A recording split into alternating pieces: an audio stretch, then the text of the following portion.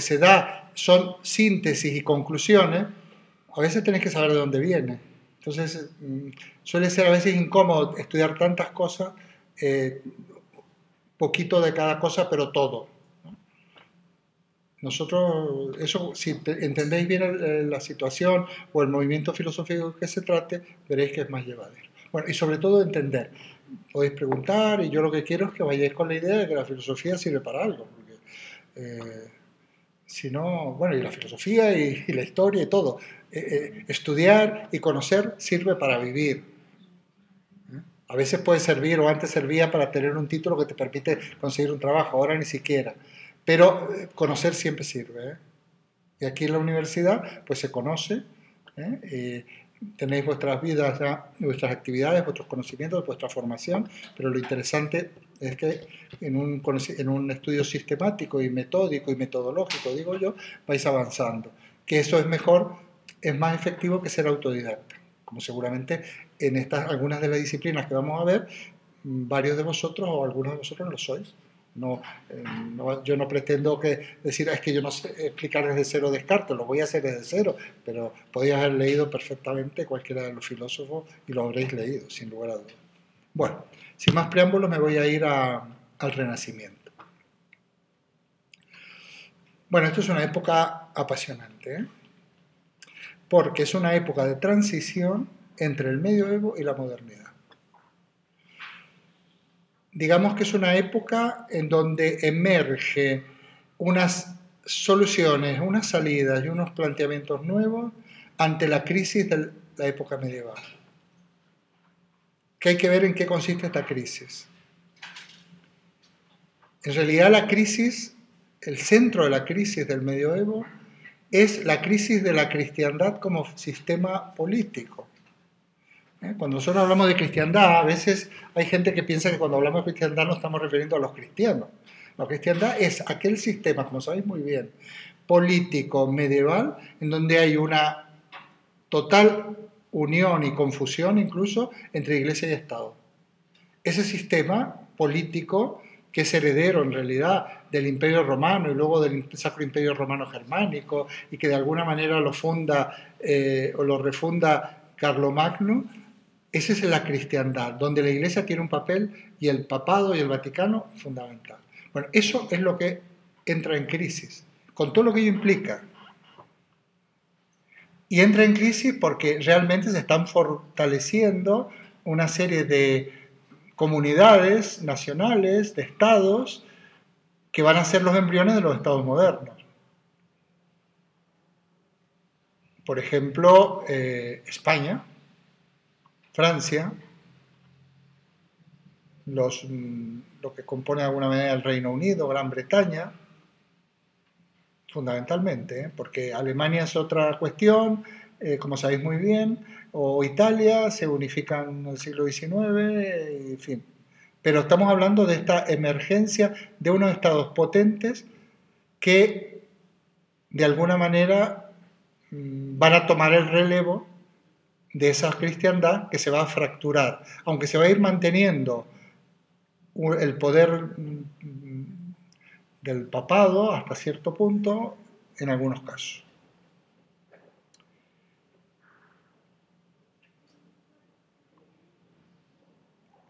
El término Renacimiento, que es el que se utiliza a veces para referirnos a aquella época, es un término metafórico y bastante ambiguo, pero al mismo tiempo muy rico. Como sabéis muy bien, Renacimiento se refiere fundamentalmente a una etapa en la historia del arte. Y el Renacimiento, como su nombre indica, es un nuevo nacimiento. ¿Un nuevo nacimiento de qué? Un nuevo nacimiento del arte clásico, o mejor dicho, de las formas estéticas clásicas.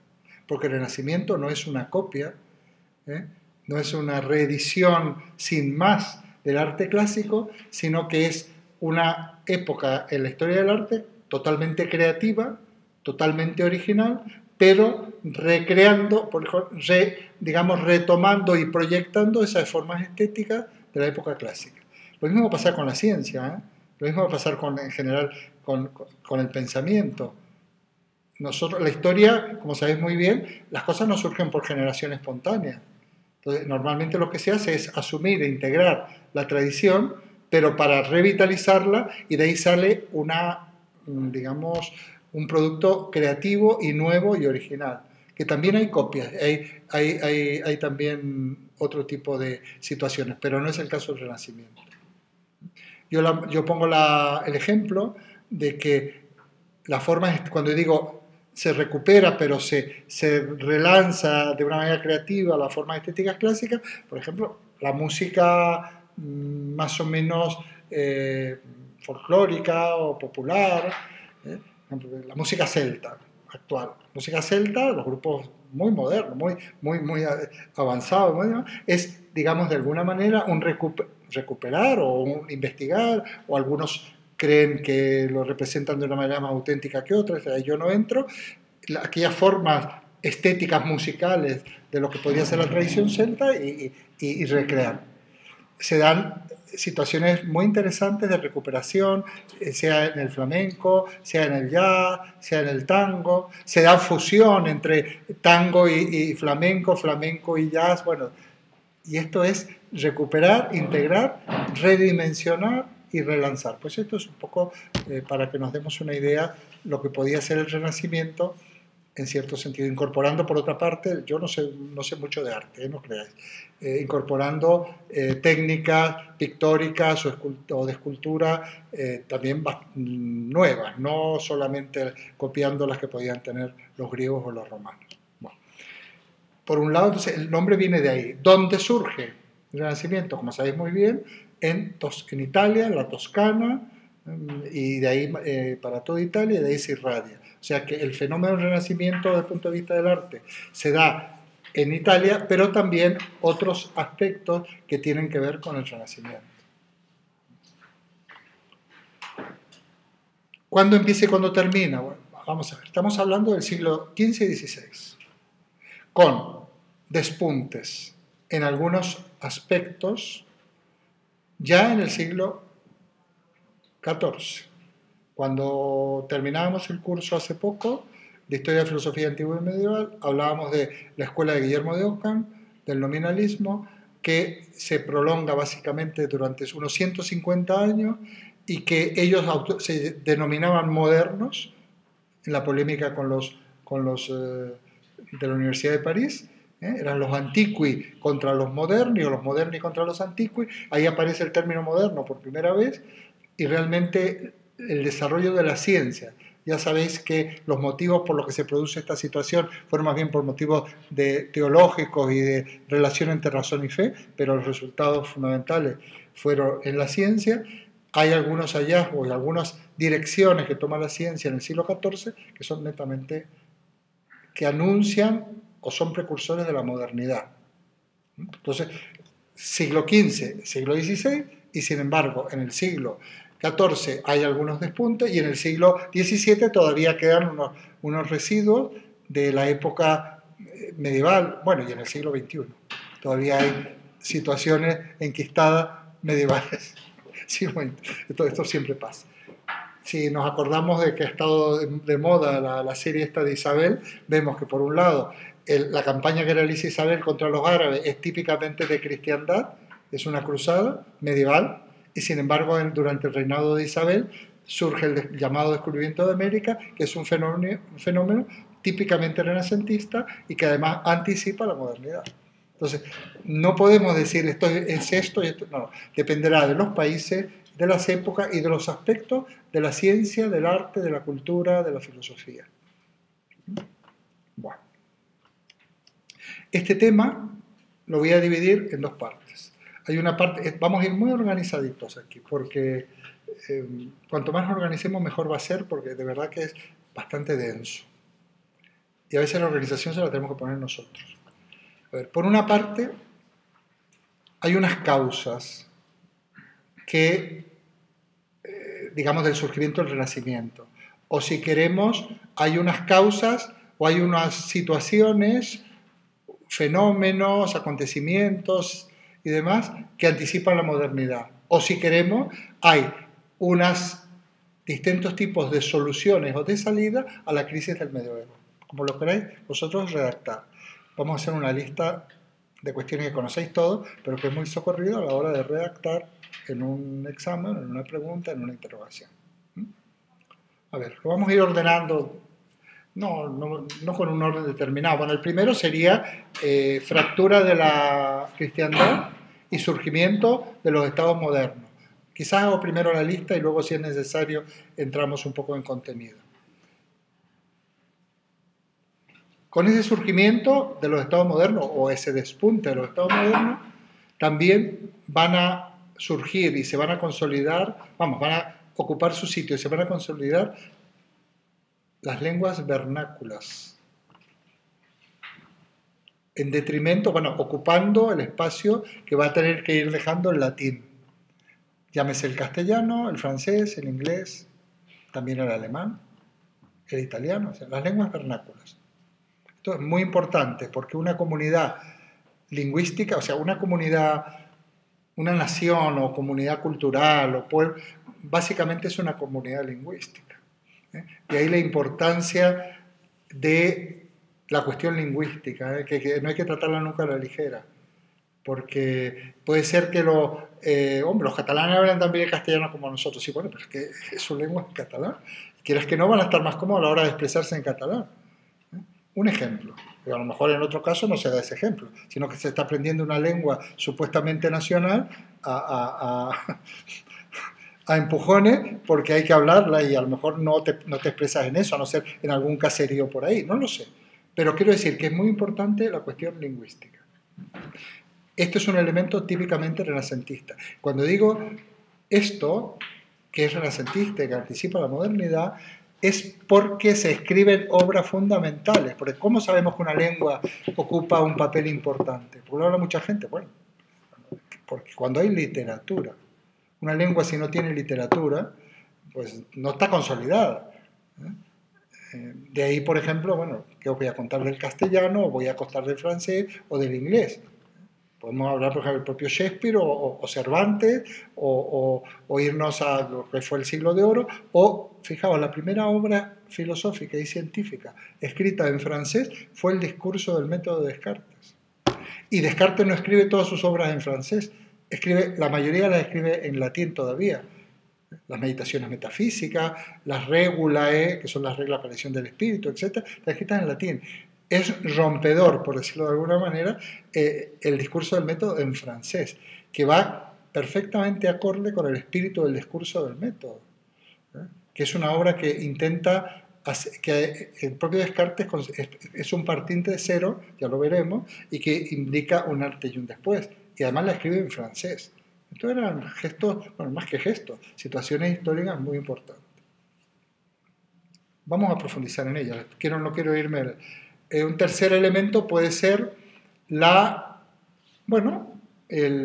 campaña de América, el llamado descubrimiento de América, digo llamado porque el descubrimiento para algunos, de otros que ya estaban autodescubiertos de toda la vida, pero efectivamente esto podéis comprender la repercusión que puede tener. No solo la ampliación de horizonte, no solo las riquezas que va a traer para la corona española esta campaña, con aspectos negativos tremendos relacionados con dominación, con genocidios, con todos los procesos colonizadores han sido así, por otra parte, sino también lo que puede significar de ensanchar nuestro horizonte geográfico, pero no solo geográfico.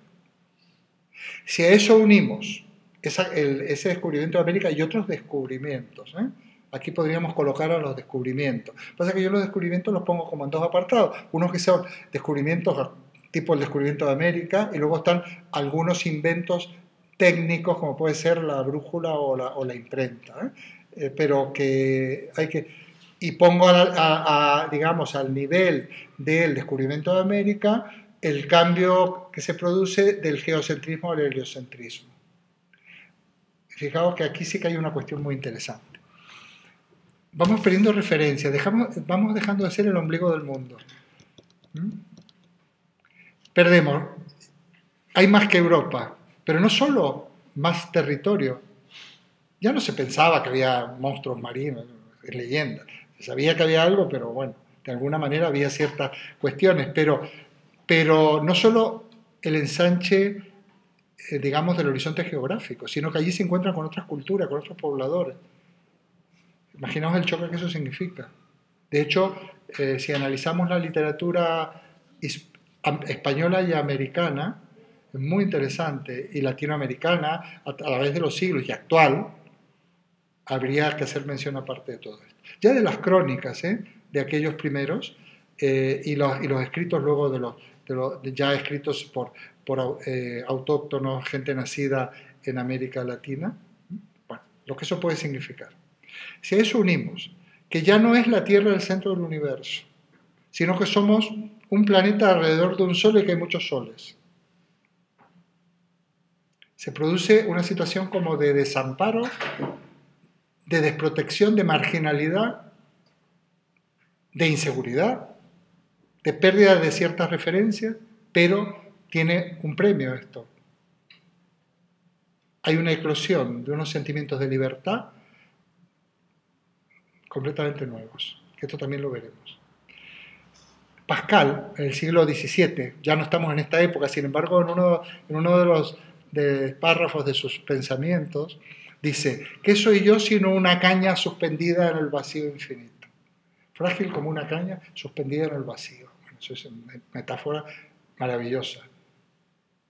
Ya no somos ni el ombligo del mundo, ni somos por supuesto, que ese etnocentrismo que se puede haber dado en aquella época respecto de aquello que tiene que ver con la cristiandad y con toda la cultura de la cristiandad, que es verdaderamente la bella y la buena y demás, al punto que durante siglos siguientes, cuando se encuentra arte en África, se dice que es arte degenerado, porque no se parece a Miguel Ángel ni a tampoco al arte clásico, o arte monstruoso cuando se encuentran, digamos, las obras de los mayas o de los aztecas o demás. Entonces, realmente, al romperse todo eso, nos liberamos. Es interesante. Esto sería un cambio, implica un cambio en la imagen del mundo, en aquello que en alemán se dice Weltanschauung, ¿no? Es un término técnico, Welt, lo sabéis escribir, Anschauung, o sea, es decir, intuición, conocimiento, visión del mundo. También se lo traduce como cosmovisión o visión del mundo. La cosmovisión nuestra es un poco técnico, pero de bastante uso en ciertos círculos. Podemos decir la Weltanschauung, se puede decir perfectamente. Usamos pocas de estas palabras, no hay por qué, no significa ser pedante, sino que no es tan fácil traducir Weltanschauung. Es interesante cuando cambia esa cosmovisión. Los que somos mestizos culturalmente, porque hemos estado en realidades culturales muy distintas, sabemos lo que esto significa. De cómo se pueden identificar cosmovisiones o visiones del mundo viajando, por ejemplo. Yo siempre recomiendo viajar, y cómo eso te permite conocer mejor la tuya al conocer otra, y cómo luego vas conociendo los distintos mestizajes culturales, ¿no? Yo estoy leyendo, por ejemplo, ahora el último libro que estoy leyendo es de Elena Poniatowska, Eleonora, recomiendo, tiene un grado de dificultad, es una mexicana, en realidad es nacida en París, pero se fue con muy pocos años a México. Me hace gracia que utilice el lenguaje, que ciertos aspectos lo utiliza como mexicano, pero de ese libro estoy casi por dedicarme a pintar, porque describe el dadaísmo y el surrealismo y su relación de esta Eleonora con los principales personajes de aquella época. En este momento del libro es amante de Max Ernst, pero ahí aparece Dalí y aparecen todo y ya te da ganas hasta de salir a pintar. Quiero decir que aquí se está produciendo la visión de una mexicana que realmente nació en Europa, pero una cuestión meramente genética, pero haciendo una novela donde estoy aprendiendo de arte del primer tercio del siglo XX, como hacía tiempo que no leía. Pues está muy bien. Bueno, relacionado con esto, hay un cambio en lo que sería, luego lo vamos a ver mucho más adelante, un poco de paradigma científico, ¿no? Los famosos paradigmas de Kuhn, que eso en uno de los últimos temas. La época, cambio de paradigma tiene que ver, por un lado, con la visión del universo, tiene mucho que ver con la Welt-Anschauung, porque una cosa es el universo y otra cosa los horizontes geográficos unidos van a ser muy importantes. Y también tiene que ver con el desarrollo de la ciencia en el Renacimiento, que va a ser nuestro segundo tema.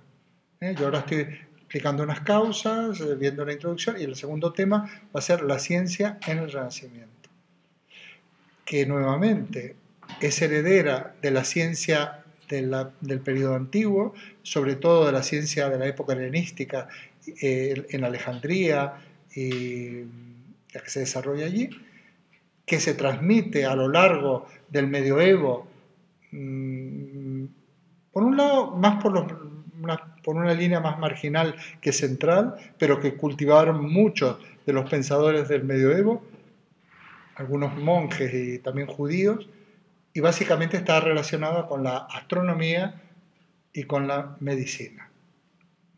Y luego, también con las matemáticas y la lógica, también. Y hará que, lo que pasa es que las matemáticas y la física y la astronomía moderna, ya tenemos que irnos al siglo XVII con Kepler y Galileo. En la época que estamos tratando, tenemos que hablar de Copérnico. Que bueno, que habría que decir algunas cosas de Copérnico porque realmente, bueno, está bien en cuanto a visión general, pero no era un científico muy fino en ese sentido, ¿no? Porque era mucho más fino Ptolomeo que Copérnico y desde luego Galileo va a demostrar lo de Copérnico. Pero bueno, ya lo veremos. Entonces hay un desarrollo de la ciencia teórica y también hay un desarrollo de técnica o de tecnología técnica. En esa época a veces se prefiere en la historia decir la técnica. La tecnología parece que está más referida a la técnica actual, ¿no? Bueno, pues desde la imprenta al uso bélico de la pólvora que conocían los chinos para fabricar maravillosas herramientas para matar en serie, técnicas de navegación, brújula, una serie digamos, avances técnicos que está relacionado con las necesidades de la ciencia, pero también con las necesidades de la economía.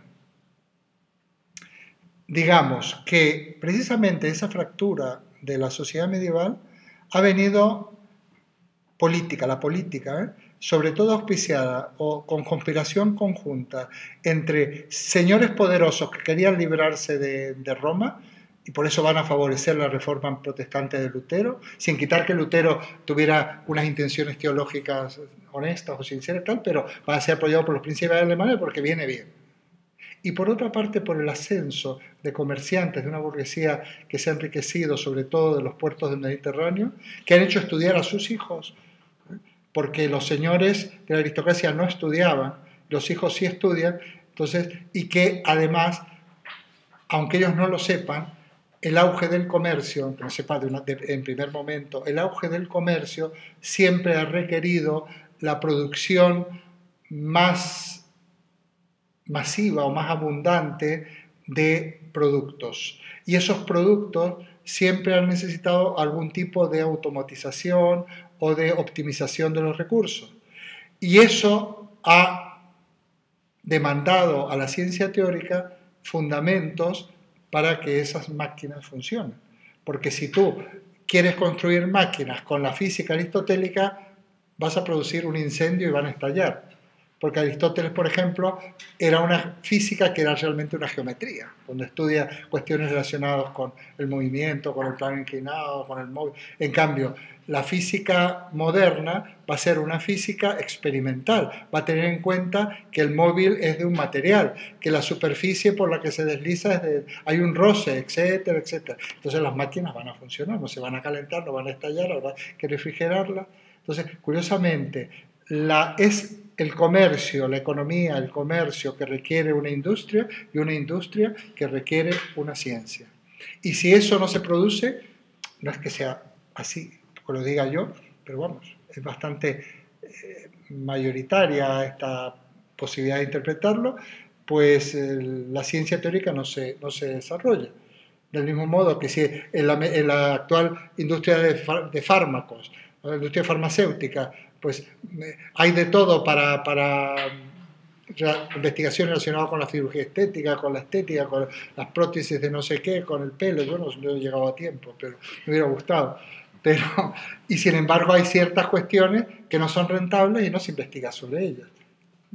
El mal de Chagas, por poner un ejemplo. Porque, bueno, es gente muy pobre, muy miserable, la que tiene ciertas enfermedades y no es negocio. De hecho, últimamente han salido algunas noticias en la prensa relacionadas con esto. Y lo mismo está. ¿Por qué algunas cuestiones, la energía atómica, bueno, la energía atómica o ciertas cuestiones de la física han estado relacionadas con la industria armamentística? Investigaciones relacionadas con la carrera espacial o con las telecomunicaciones, pero también para el espionaje como estos que se han descubierto.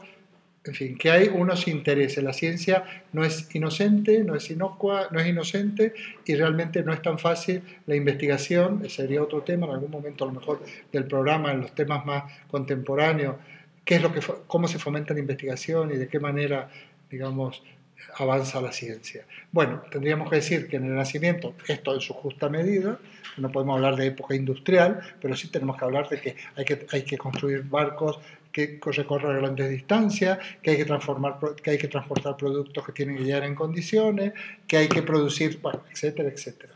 Hay que navegar con más seguridad. Entonces, eso hará que haya también un desarrollo técnico. Bueno, todo esto en 200 años cambia la imagen del mundo de una manera sustancial. La Weltanschauung, también el paradigma científico, y esto va a ser lo que tenemos que comprender, hacer un pequeño escrito en casa, un ensayo, un resumen, tenerlo ahí para que es vuestro apunte o vuestro material de estudio, ¿no? Sabiendo que, ¿qué tengo que saber yo? Con lo que me lea del libro de texto, tengo que saber esto, explicar por qué se produce el Renacimiento, en qué consiste, por qué es una época de transición entre la época medieval y la época moderna, cuáles son los elementos que se asumen en el Renacimiento, cuáles son los elementos que son precursores de lo que va a ser estrictamente la modernidad. Y eso que tiene que ver con la vida de la gente. Porque claro, yo he comparado algunas veces con más tiempo, incluso con unas gráficas, qué sé yo, la época del Renacimiento con la nuestra. Una época donde se han derrumbado una serie de esquemas, pero todavía no tenemos otro esquema que los reemplace. Estamos bastante más a la intemperie, estamos en una época de ebullición, de liquidación, de cosas en las cuales algunos creen, pero otros no, cada vez creemos menos y todavía no lo hemos sustituido por algunos elementos que nos puedan orientar en la etapa que se anuncia, ¿no? Suponiendo que vamos a salir de la crisis, porque de las crisis se sale. Siempre ha habido crisis. Entonces, es interesante poder comparar, porque hay que ponerse en el lugar. En la historia, en general, me refiero a la historia de filosofía, la única manera de entender épocas pasadas es poniéndonos en su lugar y descubriendo analogías de nuestra época con aquella época. Y además, ¿para qué sirve estudiar historia? Esto es historia más. Pues para comprender mejor nuestra época. ¿Y para qué queremos comprender mejor nuestra época? Para organizar nuestra vida, que es una solita y que depende de nosotros y no depende, que tiene que depender en la medida de lo posible de cada uno de nosotros para que lo organicemos de una manera bastante satisfactoria. Y que podamos ser lo más felices posible, porque es un derecho, pero es casi un deber también, para con nosotros y para la gente que nos rodea, para que nos quieren, que son de nuestro entorno inmediato, y para la sociedad en la que vivimos, para que nos podamos desarrollar todo. Bien, esto parece muy utópico, pero es así. Una cuestión interesante en el Renacimiento es la aparición de utopías políticas, que por otra parte, lo que no se sabe, que siempre se ha pensado, bueno, son utopías, ahí se quedan, que Tomás Moro, que Bacon, y otras posibilidades, pero lo que a veces habría que decir que el Renacimiento, o ese Renacimiento un poco más tardío que se produce en el continente americano, o una modernidad, ya se dan estas utopías políticas, concretamente, por ejemplo, en las reducciones jesuíticas. Y duran unos buenos 100 y pico, 200 años. consiguen digamos, unas sociedades, unas ciudades-estado, unos estados que son independientes de la corona en la práctica. Eso fue uno de los motivos por los cuales se expulsan a los jesuitas, donde no se admitía a un europeo solamente por criterios de claridad, a exploradores que se los admitía, se les daba de comer, se les daba avituallamiento para que siguieran adelante, pero no se podían quedar mucho. No solo porque transmitían enfermedades, sino porque tenían unas maneras de proceder totalmente no aceptables por estas comunidades de indígenas que vivían en unas condiciones muy interesantes. Si alguno conoce, si conocéis las ruinas jesuíticas, algunas de las que hay, muchas, tenían una vivienda unifamiliar, tenían talleres comunes, comedores, o sea, vivían en unas condiciones de vida que ya las quisieran, que no se vivía en las aldeas españolas así, en aquella época. O, por ejemplo, yo no soy un defensor ni un... Yo la historia me gusta describirla como es, pero España fue un país que, aparte que cometió, como todas las otras potencias europeas, genocidios brutales, debe haber sido la única potencia europea que a medida que hacía todas estas barbaridades iba fundando universidades. Y las universidades de América Latina, una veintena de universidades de América Latina, entre los siglos XVII y XVIII, están entre las más antiguas universidades del mundo. Bueno, esto nos tiene que dar que pensar también. O alguna labor, por ejemplo, de un Bartolomé de las Casas o de un Toribio de Mogrovejo. Hay cosas muy interesantes relacionadas con América, que forma parte de lo que es también el Renacimiento y de... hay un librito en la UNED que se llama algo así como la Europa, la idea de Europa del Renacimiento, una cosa así. Me pidieron una colaboración y yo escribí uno de los capítulos y pongo América, la otra Europa. Entonces muestro en ese artículo muy breve, y además con números, de que muchas de las propuestas políticas, sociales, económicas y éticas que se estaban dando en Europa, allí pues se realizaron.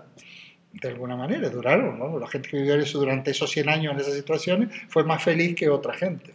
Por ejemplo, con el hemisferio norte o con las conquistas en África o en Asia. Y no es que lo defienda, simplemente que son cuestiones interesantes porque he tenido oportunidad de leerlo y demás. Bueno, ¿alguna otra cuestión más? Bueno, yo recomendaría elaborar entonces un apunte, una redacción, donde leyendo y tranquilamente subrayando, decía, oye, esto me interesa, esto no. Voy a intentar mandar, bueno, a Bagnano, que es un italiano, es un filósofo italiano, un gran historiador de la filosofía, fallecido ya, si viviera tendría más de 100 años, más o menos, o 100, debe ser de principios de siglo, o incluso de finales del siglo pasado, escribió una de las más importantes historias de la filosofía. Vosotros conocíais, cuando la época de Quintín estaba el de Reale, bueno, es un poco en aquel nivel, pero bueno, son más o menos contemporáneos. Reale es un poco más, Giovanni Reale es un poco más joven, pero es viejísimo ya, muy, muy mayor. Y entra dentro de la tradición italiana de Benedetto Croce, donde la filosofía para Italia es historia de la filosofía. Y Italia es el único país de Europa que tiene 3 cursos en el bachillerato. Primero, tiene un curso más de bachillerato de toda la vida y tiene 3 cursos de historia de la filosofía. Es muy interesante, 3 cursos enteros, donde en el último curso, que es el sexto bachillerato, los alumnos hacen trabajo y monografía, y cuando hacen de un autor, digo porque he conocido eso, yo estuve hace muchos años ahí, cuando tienen que hacer un trabajo para el curso, si hacen un autor alemán, van a hacer con bibliografía alemana, porque ellos lo va a elegir el alumno que sabe alemán, y si tiene que hacerlo sobre un francés, lo va a elegir el alumno que sabe francés, y esto pasa en Italia, donde tienen el sistema educativo de hace no sé cuántas décadas, por otra parte. ¿Me recuerdas tu correo para que les envíe a todos si es que lo tienes? Mi correo, sí. Agüero. Agüero. Sí, está bien, porque eagüero@madrid.uned.es. Efectivamente, si normalmente pues, no tengo inconveniente, más luego hay unos foros, pero yo no atiendo en esos foros. Hay un TAR, un tutor de asistencia que me parece que es Escudero, el mismo. ¿Eh? Entonces yo ahí no atiendo. Yo doy no tengo, bueno, sí tengo obligación de corregir las pruebas de evaluación a distancia, que casi apuesto que no va a haber ninguna, porque nunca ha habido, por la sencilla razón que son 12 comentarios de texto para un punto. Hasta ahora no ha habido nunca. Yo creo que es disuasorio. Sí, pero si lo queréis hacer, yo encantado os lo corrijo. De todas maneras, si alguien me quiere traer algo para que yo le eche un vistazo, pues también lo podemos hacer. Yo, aparte de eso, pues soy bastante moderno en el sentido de a mí se me puede escribir, con los alumnos a poco que tengamos un poquito tenemos un grupo de WhatsApp, con los otros tengo porque lo tuvimos, como los tuve, son una asignatura anual, y yo estaba en la sierra entre medio de la nieve y estábamos con WhatsApp si podía salir o no podía salir. Tengo en Facebook y os acepto porque tengo páginas, tengo blog. Estas clases las publico en el YouTube y en el blog y la gente me escribe de México y de todos los sitios. Yo creo que la filosofía además hay que difundirla, ¿eh? Hay que difundirla. No porque yo me dedique a la filosofía, sino porque nos hace falta. Somos filósofos, lo saben los que están conmigo, yo siempre digo, nosotros somos naturalmente filósofos. Esto lo decíamos el cuatrimestre pasado, es de verdad, no es un piropo. Somos filósofos porque ser filósofo quiere decir desear conocer, que nos guste conocer. Estáis aquí porque deseáis, soy filósofo. Y además, en un segundo sentido, porque la única manera que tenemos de organizar nuestra vida, nuestra existencia, es realmente sabiendo plantear los problemas que se nos presentan y encontrar salidas. Salidas, no soluciones definitivas, salidas, que ya es algo. Y por otra parte, como ya sabéis, la filosofía no da muchas respuestas, plantea muchos problemas. Porque las respuestas que os valen son las que encontráis vosotros mismos, no las que os dé yo. Hombre, puedes dar una pista. Yo puedo decir, yo haría esto. Descartes es genial en esto. Descartes es estupendo. Vamos a sacarle mucho partido a Descartes. Ahora, vosotros ya veréis. Pero en cualquier caso, como dice Descartes, mal no os va a hacer escucharme. Porque podéis hacerle caso o no. Mal no os va a venir. ¿Por qué? Porque se trata de eso. Se trata de que el día a día tenemos que construir nuestra vida. Ahora no tengo mucho tiempo, pero bueno, he pasado un hecho doloroso porque se murió Carlos París, que algunos saben que yo lo quería mucho, es muy amigo mío, a pesar de que era mayor que yo, pero yo lo conocía hace más de 40 años. Se murió de golpe, había estado en mi casa comiendo en la sierra y fue las últimas fotos que hay de él, haciendo planes porque iba a venir aquí a presentar su próximo libro, lo iba a traer aquí a este edificio a partir de marzo, abril, que se llama La época de la mentira, muy interesante título. Va a salir, el libro ya está escrito, está en prensa, no lo puedo presentar. Y luego, como yo había hecho una reunión en mi casa invitando a alumnos míos y exalumnos de aquí, pues yo lo que hacía, yo a veces digo, bueno, los que quieran, un filósofo vivo, interesante, que merece la pena, pues lo vais a conocer. Los conocieron en casa. Tuvimos una docena en mi casa, comimos un asado. Pero él, fíjate, los chicos salieron encantados, los chicos. Algunos de esos chicos son mayores que yo, pero bueno, salieron encantados. Pero es que él, en enero, dice, oye, ¿cuándo hacemos otra reunión con tus alumnos? Que me encantó. Estaba tan entusiasmado, estaba a punto de cumplir 89 años. Estas cosas hay que hacerlas. El amigo Quintín era de esta estirpe, de personas estupendas, hasta último momento estuvo luchando y peleando porque a ver qué horario le iban a dar y quería venir hasta despedirse, que luego le dijeron que no, porque iba a despedirse de unos alumnos que no. Yo le hubiera dicho que sí, que no los iba ni conocer, y falleció a los 2 o 3 días de eso, Quintín. Pero él estaba enfermo. Carlos París, sin embargo, era el presidente del Ateneo, lo habréis leído por ahí. Nada, pues mayor, catarro, neumonía, nada. No. Bueno, ¿qué más? Lo que voy a explicar a la próxima clase es la ciencia en el Renacimiento. Ahí sí que me voy a basar yo, probablemente lo mencione Diego Sánchez Meca en su libro, 3 etapas. La magia, muy interesante, vamos a ir a romper algunos mitos. La segunda etapa, filosofía natural. La tercera, la ciencia propiamente dicha. Repito que utilizo cronología que aporta a Bañano. La magia del Renacimiento, magia estamos hablando del siglo XV. Básicamente la magia se desarrolla en dos vertientes, la medicina y la astronomía, medicina y farmacología, etc.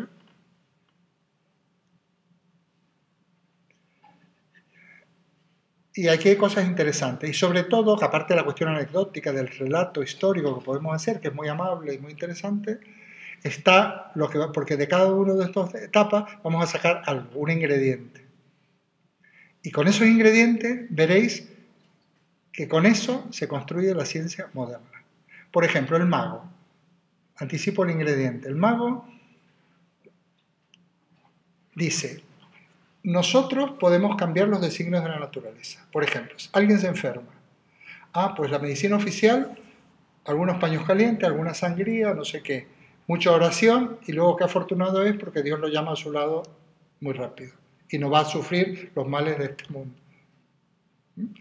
Entonces, el mago dice, no, los fenómenos naturales, las cuestiones que suceden en la naturaleza no son, el ser humano las puede cambiar, las puede modificar.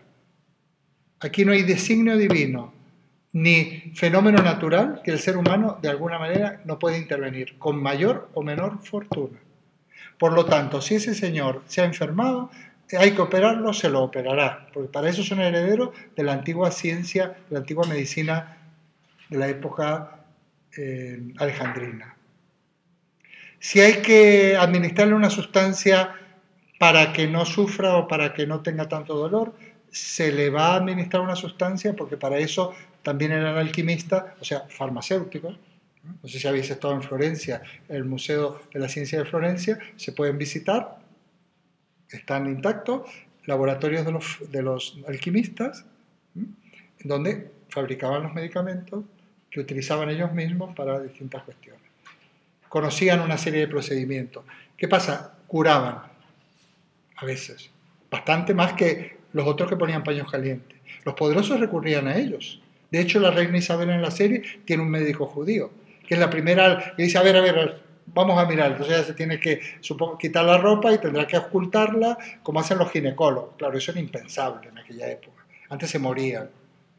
Sin embargo, este médico judío, según lo plantean, y será verdad, pues intervenían, claro. Los poderosos recurrían a esta gente, que eran tolerados, a no ser que molestaran, y que por lo tanto, si molestaban y ponían en peligro privilegios de ciertos personajes, pues se los podía acusar de brujería, de pactos con el maligno.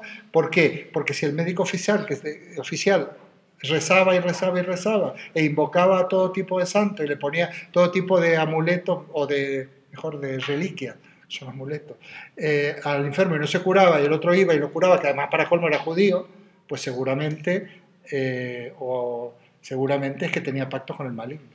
Entonces hay una serie de elementos que tenemos que conocerlo, o por qué se los asociaba con cuestiones macabras. Bueno, porque ellos disecaban cadáveres y como era ilegal había que probarse cadáver, había un cierto tráfico para poder. Esto ya lo hacían en Alejandría. No estaba permitido por los griegos ni por los romanos. Los cristianos heredan la medicina oficial greco-romana cristiana, es una medicina estudiada, las anatomías estudiadas con láminas, hechas con monos supuestamente, que a lo mejor no, porque no disecaban cadáveres, no podían ver realmente los órganos y comprobar estas cuestiones. La medicina paralela o clandestina sí los usaba, por eso se los asociaban con cuestiones macabras, pero que realmente no hacían nada, hasta luego, nada distinto a lo que hace un estudiante de medicina en el primer curso de anatomía. Entonces, pues esto es muy interesante, pero